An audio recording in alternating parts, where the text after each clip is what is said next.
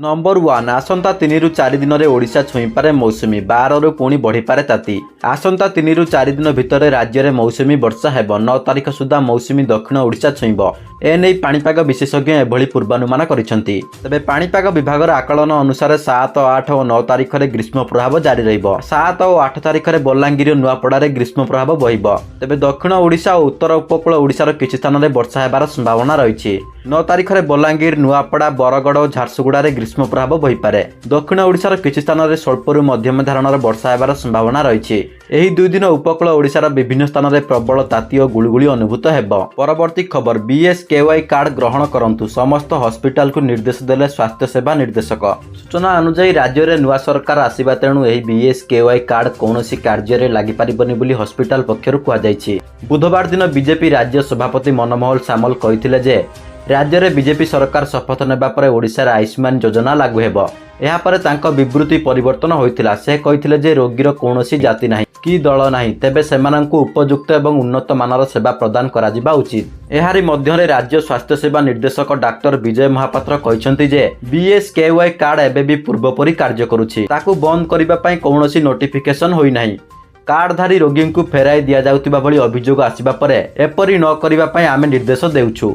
जे पर्यंत सरकार पक्षरु कौनसी नोटिस मिलिनी से पर्यंत समस्त हॉस्पिटल BSKY कार्ड ग्रहण करंतु। परवर्ती खबर भारत समेत विश्व को रप्तानी हेब ओडिशार उत्पादित 15 रु अधिक प्रकार टीका। वैक्सीन अबा टीका केते उपादेय ताहा कोविड महामारी आसिबा परे जणा पड़िला। आ सेही कोविड टीका एबे ओडिशार राजधानी रे उत्पादन हेब।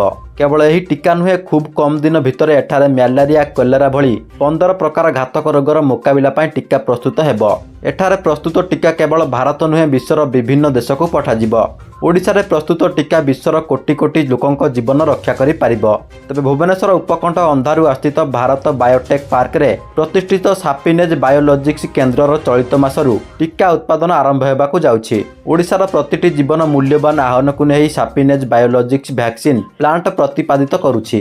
परवर्ती खबर दिल्ली अबकारी नीति मामला रे मुख्यमंत्री केजरीवाल को झटका, खारज देला अंतरीण जामिन आवेदन। दिल्ली अबकारी नीति मामला रे राउज अभिन्यू कोर्ट दिल्ली मुख्यमंत्री अरविंद केजरीवाल को न्यायिक हेफाजत अवधि वृद्धि करिसेंती। एहा सह केजरीवाल को पक्षरु अंतरीण जामिन पई करा जायतिबा आवेदन को खारज करिसेंती कोर्ट। एहा सह केजरीवाल स्वास्थ्य अवस्था बाबद संबंधित विभाग को कोर्ट निर्देश दैछंती। संपृक्त मामला रे कोर्ट केजरीवाल को न्यायिक हेफाजत अवधि को जून 19 तारिख पर्यंत वृद्धि करिसेंती। आज केजरीवाल को वीडियो कॉन्फ्रेंसिंग माध्यम रे कोर्ट रे हजार करा जायतिला। केजरीवाल मेडिकल ग्राउंड रे आउ 7 दिन पई अंतरीण जामिन मागिथिले भी कोर्ट याकू खारज करि दैछंती। कोर्ट मेडिकल टीम को केजरीवाल स्वास्थ्य बाबद जांच करने को निर्देश देइछंती। परवर्ती खबर तृतीय थर पर महाकाश को जाई इतिहास रचिले भारतीय वंशोद्भव सुनीता विलियम्स। भारतीय वंशोद्भव सुनीता विलियम्स पुणी थरे महाकाश को यात्रा करी इतिहास सृष्टि करिसेंती। अमेरिकीय महाकाश संस्था नासा पक्षरु अंतरिक्ष अभिमुखे उड़ाण भरिसेंती सुनीता। कौनसी महाकाश जानर प्रथम अभियान रे महाकाश को जाइथिबा से प्रथम महिला होइछंती। से बुधवार 8:22 रे फ्लोरिडार केप कानभेराला स्पेस स्पोर्ट स्टेशन रो 41 नंबर लॉन्च पैड रु बोइंग स्टारलाइन रो महाकाश जानरे महाकाश अभिमुखे उड़ाण आरंभ करथिले। यह सुनीता तृतीय महाकाश यात्रा। तृतीय प्रयास रे एही जान सफल होइछि। परवर्ती खबर भारत नेट योजना विश्वर सबुठारु बड़ ग्रामीण ब्रॉडबैंड नेटवर्क सेवा कहिले अचुक्त हेबो नाही। मेक इन इंडिया अभियान माध्यम रे एही योजनार शुभारंभ करा जायतिला। एही योजना मागणा इंटरनेट सेवा सह युवपीढ़ी पई नियुक्ति मध्य सृष्टि हेबो। एही योजना रे शामिल हेबाकु हेले Aadhaar card, driving license, PAN card, mobile number, email ID और पासपोर्ट रो आवश्यकता रहिछि। तेबे BPL किंबा APL कार्डधारी यही योजनार लाभ मिलिबो नाही। जो माने सरकार ठारू कौनसी राशन सामग्री नेउनथिबे सेमानंकु एही योजनार लाभ मिलिबो।